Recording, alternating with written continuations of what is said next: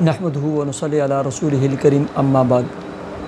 Happy life channel کے معزز سامعین و ناظرین اور امت محمدی کی مقدس ماؤں بہنوں اور بیٹیوں، السلام علیکم ورحمۃ اللہ وبرکاتہ۔ پیارے سامعین و ناظرین، بہت سارے دوست احباب نے، ماؤں بہنوں اور بیٹیوں نے سوال پوچھا تھا کہ پیارے آقا جناب محمد الرسول اللہ صلی اللہ علیہ وسلم کس دن غسل فرمایا کرتے تھے؟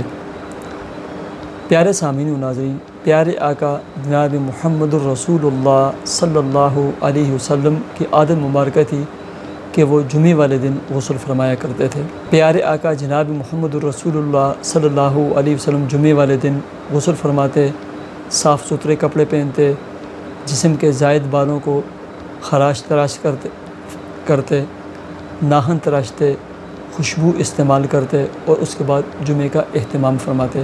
اس لیے آپ صلی اللہ علیہ وسلم کی اتباع میں جمعے والے دن نماز جمعہ سے پہلے غسل کرنا، ناخن تراشنا، جسم کے زائد بالوں کو کاٹنا، خوشبو لگانا، صاف ستھرے کپڑے پہن کر اور گھر سے وضو کر کے مسجد کی طرف جلدی جانا، یہ سنت اور مسنون عمل ہے، اس کا اہتمام کرنا چاہیے۔